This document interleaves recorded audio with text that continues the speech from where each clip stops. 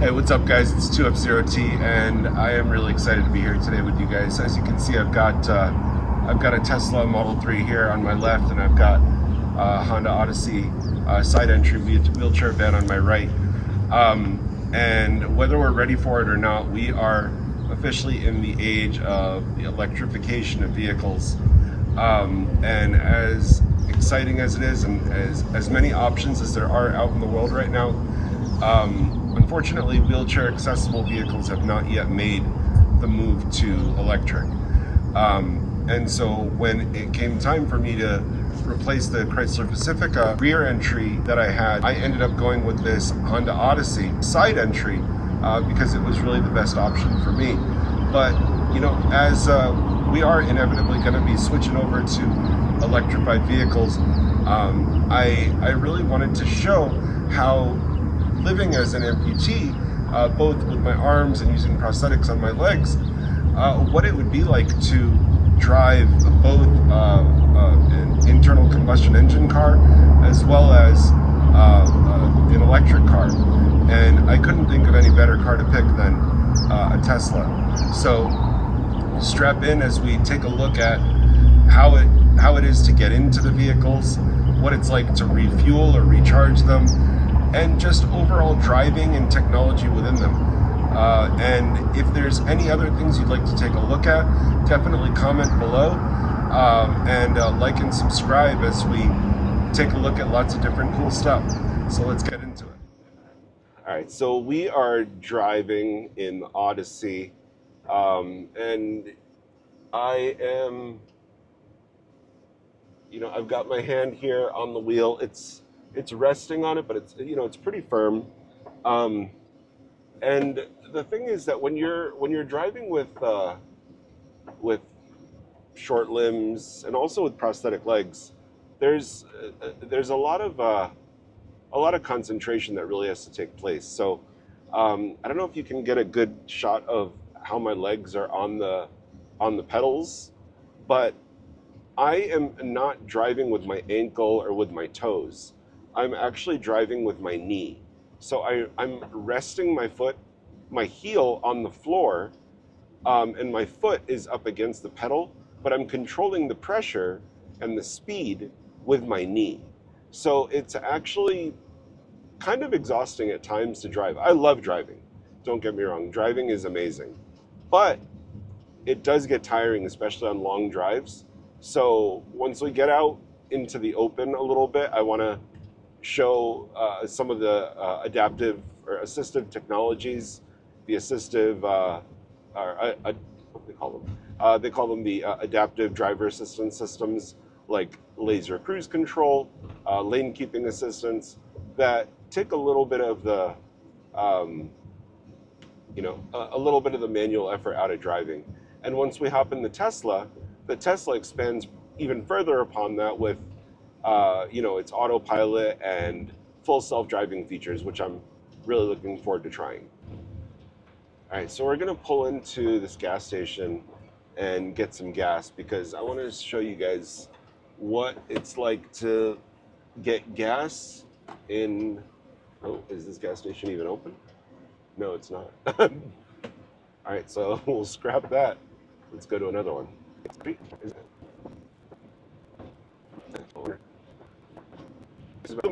One of the most important parts of getting gas is paying for the gas. Unfortunately, gas is not free, and actually right now it's unbelievably expensive. It's creeping up on almost $5 a gallon. I generally do pay at the pump. I don't go inside to get my gas. And when I think about what kind of gas pump I'm going to go to or gas station I'm going to go to, one of the things that I look at is the type of payment terminal that they have at the pump. Because given my mobility, certain types of credit card readers are easier or more difficult for me. And looking at this one here, this is a horizontal reader, which is actually pretty difficult, and I'll show you why. So I'm actually happy to see that there's a contactless Apple Pay terminal right there that I can use my watch to get the gas paid for. So let's hop out and see how it goes. All right, so we're gonna come up here and we're gonna see how this horizontal card reader works, if it does actually work for me. I'm not too optimistic, because see what happens is, as I bring the card in, you have to get it into a certain point, and at that point, it's telling me don't remove the card, processing, authorizing,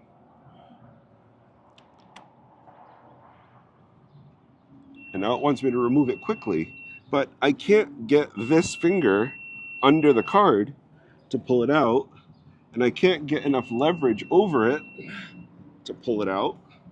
So I'm actually gonna ask my handy cameraman to pull that card out for me, please, if you don't mind. And did it register the transaction? Oh, it did. So we don't have to worry about Apple Pay. If you want to see how I did it with Apple Pay, I do have another video that I'm going to link to, so you can take a look at that. I'm going to click no, I don't need a receipt. I'm going to grab my nozzle. I can grab it with one hand pretty easily. Oh, lovely. Thanks for picking up your trash, buddy. I'm going to hit 87.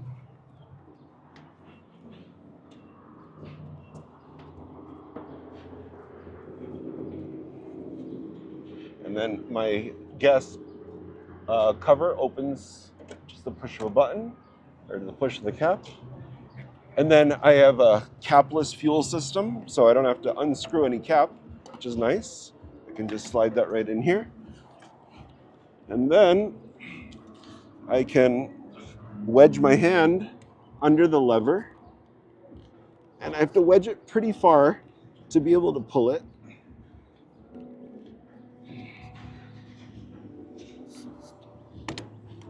And then once I do, I can kind of wiggle my finger up into the lock to push it, and I'm gonna wait for it to finish.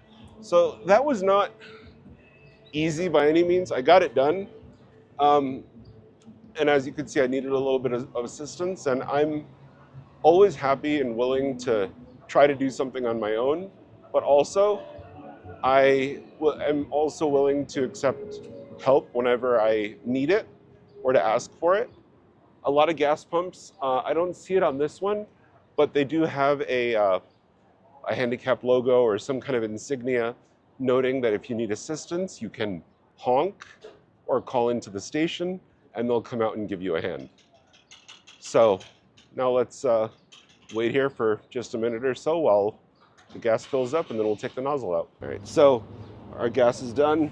We'll hop back over. We'll get wedged into the handle. It's nice that I can grab it with one hand. And we'll put it right back here. And I'm trying to be a little environmentally conscious, so I don't need a receipt. I'm just gonna say no. All right, so I think we're good there. But now, let's see how we get into the car itself, right? What's up? Flap. Flap. Let's close the flap first. Always a good thing to do. Close your flap. But again, it's super easy. Just walk right up to it, tap it, and it's closed. So obviously one of the things that I like about having a gas car is that I was able to fuel up my tank, get 300 miles in just a matter of, it was a couple seconds for you, and it was just a couple minutes for me. So obviously with an electric car, if you're charging at a supercharger, you're gonna take, upwards of 30 to 45 minutes at times. If you're home charging, obviously you can charge overnight. So it's really just changing your habits, changing your mindset. But it is nice for me to have that flexibility to be able to go to a gas station to fuel up in just a matter of minutes. And obviously to get back in the car, I come right here and I wedge my hand in the door handle, swing the door open. You wanna come over on this side? And Once the doors open, I swing one leg in and I get in. Once I'm in, then I could use these controls here on the side to get to adjust my seat. But as you can see, I'm leaning over pretty far to do it. And thankfully, this car has memory seats. So I'm just going to hit my memory seating right here, close the door, and we'll be on our way. Let's roll. So I want to show you guys about how I can control some aspects of the car while I'm driving.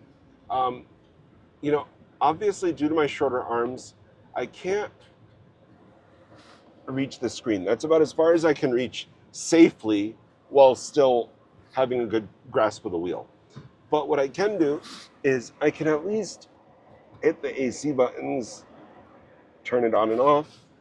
I have my gear selectors here if I need to change anything. But then I can also do quite a bit with my steering wheel. So here I have my phone controls, call and voice control. Here I can go up and down through some menus. And then here on this side, I have my cruise control, which is nice because in this car, I do have lane keeping assistance and adaptive cruise control. So my car will maintain whatever distance I want from the car ahead of me. And as long as I'm cruising at least 45 miles an hour, it will maintain my lane as well, which is nice. And then in terms of voice control, the voice options are pretty limited to just, changing the audio source from Bluetooth to radio, or answering my phone or dialing numbers. But this car also does have Apple CarPlay and Android Auto, so I can use this voice button to basically activate either Siri or the Google Assistant, and then do anything that those functions can normally do on the phone. So another thing I want to show while I'm driving this car is, and it's not something that a lot of people would really think about, but this armrest here, it's right now it's at a comfortable height for me, but if I did want to change it, I can, and it'll lock. I can get it pretty high, and then to reset it, just raise it up all the way, and then push it down. So it's different little things that I've just kind of learned while driving the car that are really nice and easy for me to do.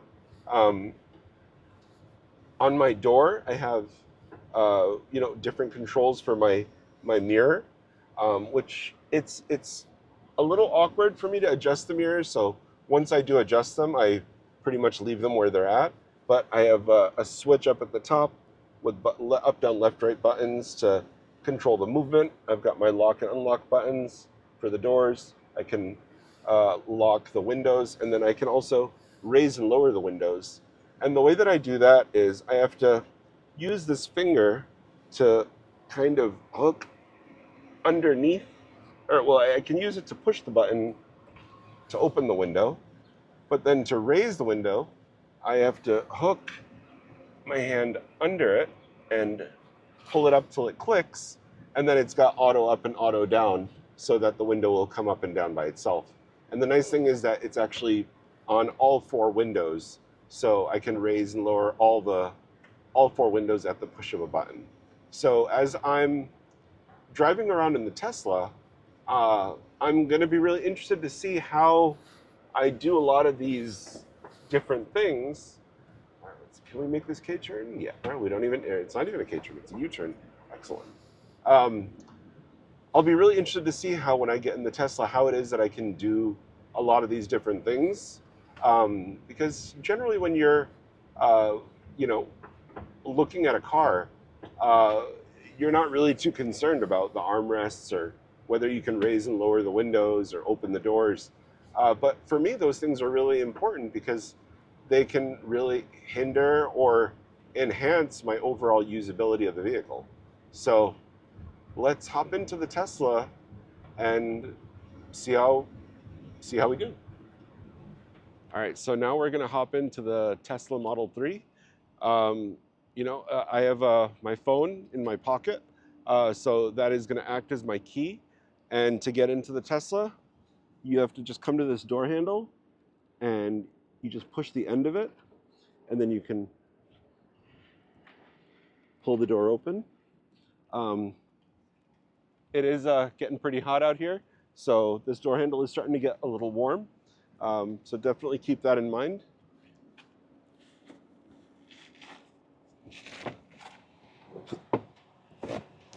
The seat is all the way back. There's a mode called easy entry mode, which pushes the wheel all the way in and up and pushes the seat all the way back. So that makes it nice and easy for me to get in with my prosthetic legs. Um, in my van, I didn't show it to you, but I had created a different preset specifically that I engage when I get in and out of the car. So I have one preset for getting in and out of the car, and then I have another preset for sitting in or while I'm driving.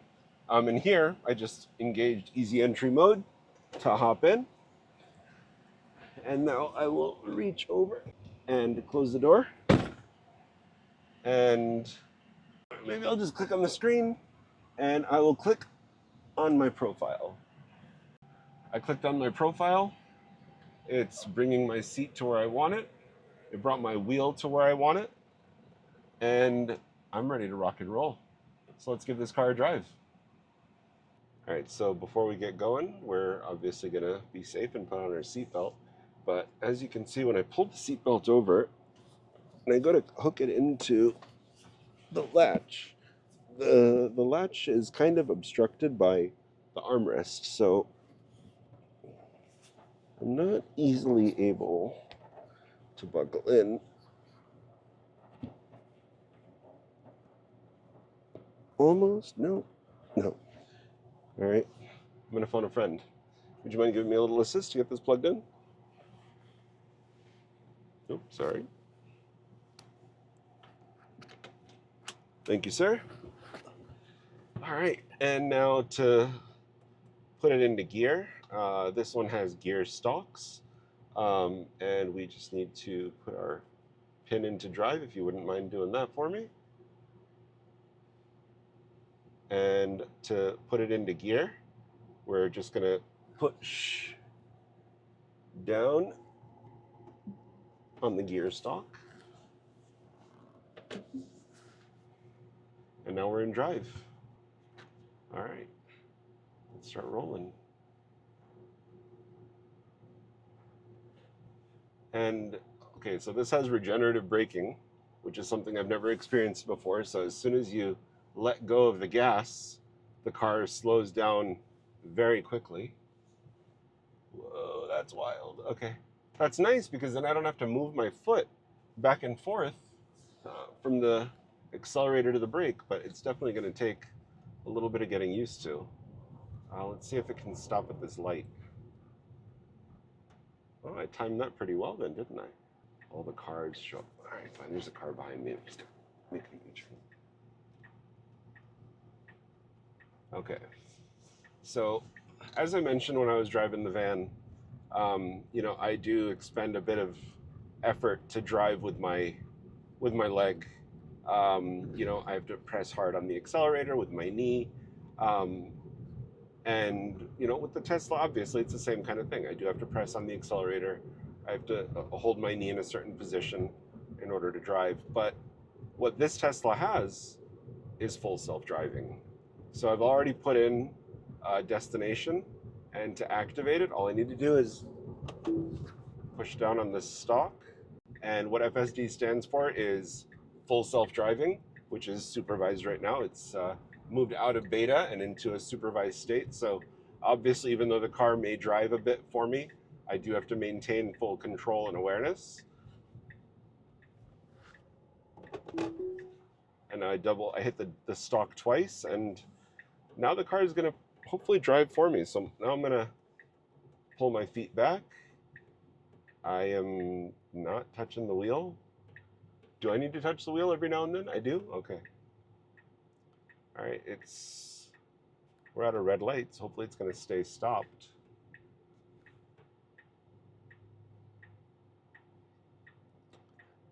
And while the car's driving for us, let's try out some of the voice features on the Tesla.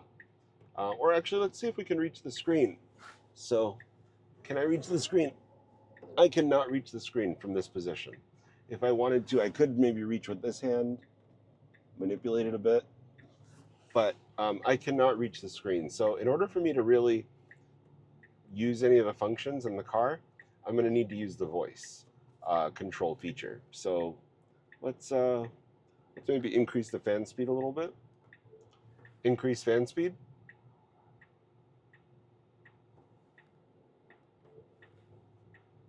Make it colder. All right, so it lowered the temperature. That was pretty cool. Now, if I, let's say, wanted to turn on the radio, I could do that. Tune to 101.1 FM. Wow, and it's just driving for me now. Oh, I don't have to do that, do I? Oh, oh, oh. Why did that happen? Regenerative braking. Just stop. Did I deactivate? Yeah. Oh.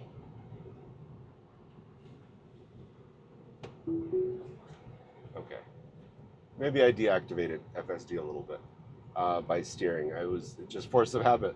I steered into the turn when it didn't want me to. And so now it's driving itself to where we're going. I need to rely upon it a little bit more. It's doing what it's supposed to do. And I can, kind of look at the screen. I can look at the road, which is what I am obligated to do, being that this is supervised right now. It's seeing the cars next to me. It's seeing the lights. Wow, this is just a surreal experience. And so the store that we're going to, it's going to need to make a U-turn to get there. So let's see if it can actually make that U-turn. Turned on the indicator. Oh my God, is it going to do it? It's actually doing it. This is wild. It's turning into the parking lot. Now, wow. Wow.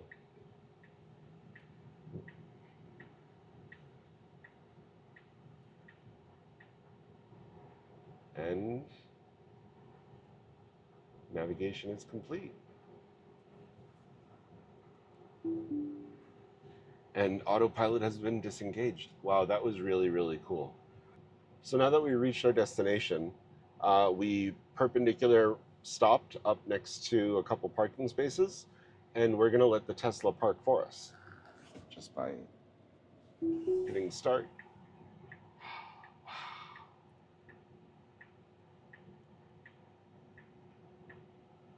So I know a lot of people do not like reverse parking. I personally don't mind it, but it's really nice for a car to be able to do it for you.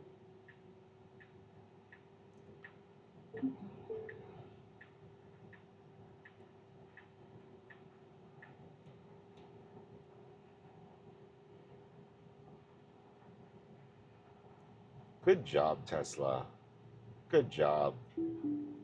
So, I think a lot of these features are just really great for helping reduce a lot of the stress that comes with driving, as well as just making it an easier process for people with physical limitations, that do have, some difficulty with pressing accelerators, moving their foot over to the brake.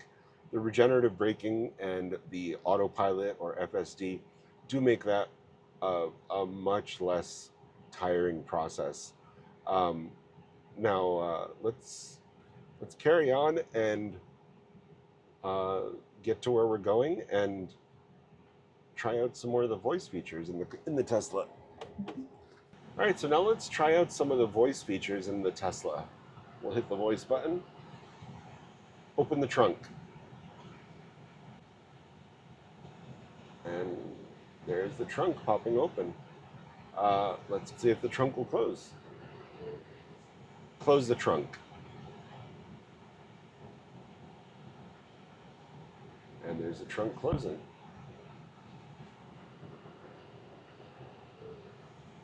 Decrease fan speed. And it decreased the fan speed.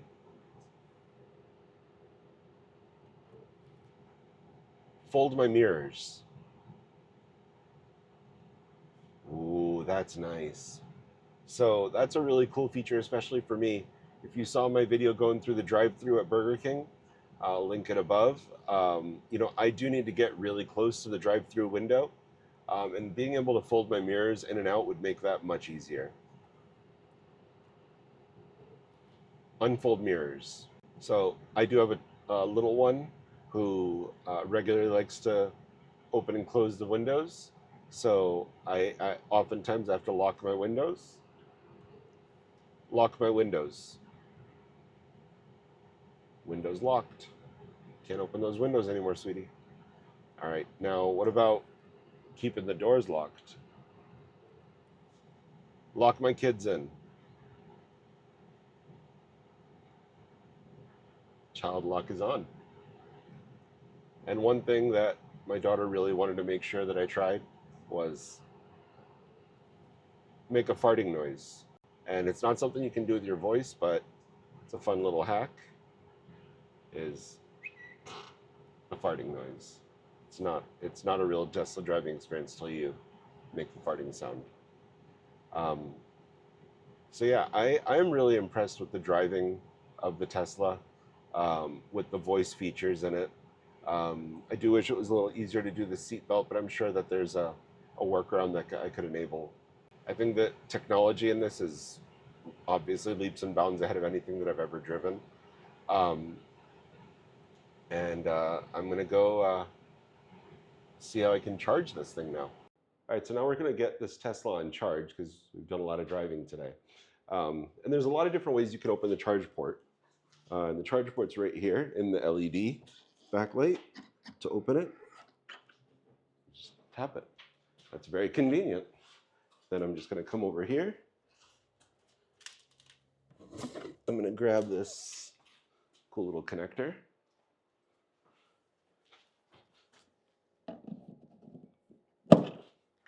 So we can see on the screen, though, that even though it's not actively charging, whenever the car determines the time is right to charge, it will go ahead and put itself on charge. So yeah, that was unbelievably painless. I did not have to struggle with the gas lever or anything like that. It's literally just plug and play, for lack of a better term. So that's a huge, huge win for the Tesla. All right, so one of the cool features about Teslas is that they are basically entirely app monitored and controlled. And one of the things that is potentially really beneficial for people with disabilities is the ability for a Tesla to be summoned to you. So I've got the Tesla app pulled up on my phone, and we've got our Tesla back over there, and we're going to use the summon mode to bring it to us. And all we do is we go to the person directed summon mode, and we hold down the come to me button. And now we can see it's backing up. Oh my God, that is crazy.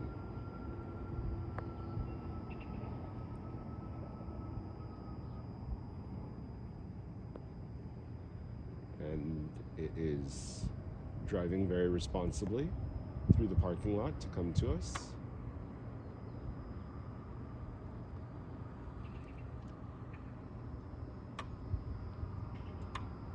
Good boy, Tesla. Good boy.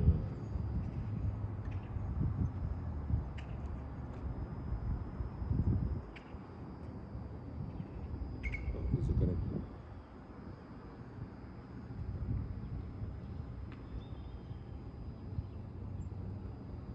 Okay, it chose to cut through a couple spots. Oh, it hit the cone.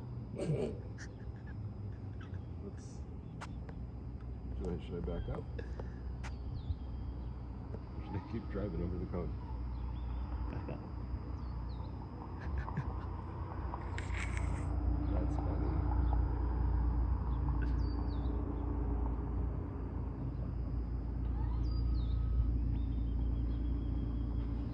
So we're gonna ignore ignore that cone.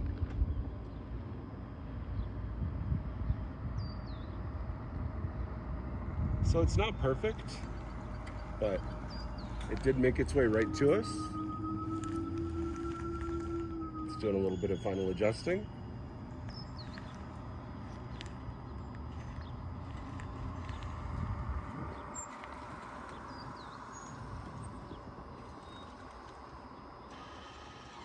And it's here. So that is incredibly cool. Besides for obviously running over the cone, glad it was only a cone. And I know I'm in a wheelchair, so I could have driven to it, but if I wasn't, I obviously have mobility issues. So for it to go from well over 100 feet, drive around a parking lot and bring itself to within a few feet of me is just remarkable at just the push of a button on my phone. And I know that this technology is really just going to evolve even more and more. Another thing that you can do is pull it in and out of parking spots. So, you know, as you saw in my van, you know, I do need a lot of space on the right side of my van to get my wheelchair in and out. So if someone did park close to me, I'd have to get out of my wheelchair, back my van out, and then get out, get in the wheelchair, pull it in. Whereas if I had something like the summon feature, I could just back my van out by itself. So I'm hoping that this technology does move to other vehicles and other manufacturers as well.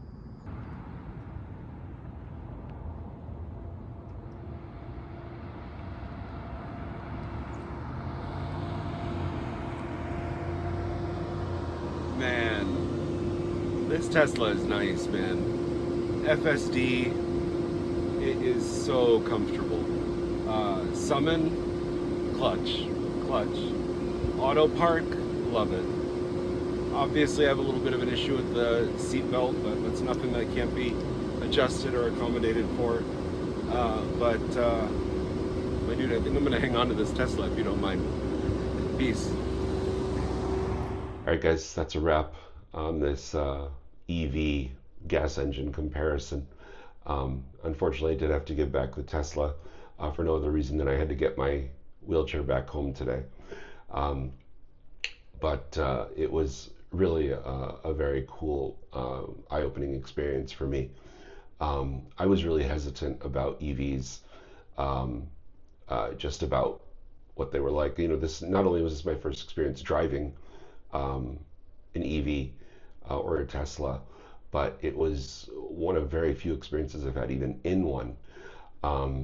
And I'm really happy to say that it felt very safe. It was very comfortable. Driving an EV was definitely a mind shift, especially when it comes to regenerative braking. As a prosthetic user, it was really nice and easy to be able to drive with just one foot. It did take a little bit of adjusting to get used to it, and even afterwards, going back to a gas car, I really missed having to only keep my foot on one pedal. But you know, going to the original question that we sought to answer with this video, are amputees ready to make the jump to EVs? And I would say yeah, but that's really only if you don't need a wheelchair that you need to, or you use a wheelchair that you need to transport. From, you know, an amputee perspective, whether you're, you know, upper extremities or lower extremities have some amputations, you know, it's easy to get into a Tesla. It's easy to get it set up. It's easy to drive, just everything that you're used to. But again, charging much easier than getting gas, much quicker to actually get the connector into the port. Obviously, then, you know, you are going to be spending a little bit more time if you're at a supercharger. But you know, if you adjust your habits and you charge at home overnight, then you're going to be experiencing a full tank of gas every morning, which is something that I rarely experience. Now, moving on to the wheelchair side of it, there are no electric vehicle makers that are creating vehicles that have been modified into wheelchair accessible vehicles, and the wheelchair accessible companies like Brawnability and VMI they're looking into modifying electric vehicles, but they haven't done it yet. And I'm sure a lot of it comes down to the cost, and really just the structure of the batteries underneath the electric vehicles. And it's going to require a lot of R&D to be able to do so effectively and safely, um, so that the vehicle itself is safe, but also so that the wheelchair user is able to comfortably get their car into the electric vehicle. Um, One of the concerns that I do have is even right now are on the cost of handicap accessible vehicles. My van, the Honda Odyssey, um, is a sport model which goes for about $40,000, and the modification to add the lowered floor, the kneeling system to bring the ramp down to a inappropriate angle, that's a $40,000 modification as well. So Honda does provide a bit of a mobility rebate to help bring the cost down. And if you are working with a state agency like your local rehabilitative services, they can help subsidize the cost of that modification as well. But still, you're looking at an $80,000 vehicle, which is about the price of a Tesla Model X. So, if we use a similar cost structure, I do have concerns that and a similarly modified Model X is going to be upwards of $150,000, $160,000, which is cost prohibitive for a lot of people. So I do hope that as Bronability and other companies evaluate modifying wheelchair accessible vehicles, or modifying vehicles to become wheelchair accessible, that they're able to do so in a way that keeps costs affordable. Now, Tesla did announce with the Cybertruck the possibility of a ramp to go down along with the tailgate, which I thought was a really compelling feature, which has not yet made it to the production Cybertruck. But if it were to, I could envision myself driving a wheelchair up either myself or remotely with my phone. But I do hope that Tesla and other companies see that there's a need for such things, and they can offer these kinds of options. Um, I do want to thank my friend for letting me drive his Tesla around. It was a very cool experience. I look forward to doing it again. And I also want to thank all of you for following along in my journey as I look to raise awareness and increase the conversations around people with physical challenges, what they can do, how they do it, and the tools and technologies that they use to do so. Please do mention in the comments below, what you liked, what you don't, where you want to see me go with this channel, different things that you want to see me cover. And if you haven't already, please do like and subscribe. Thank you so much.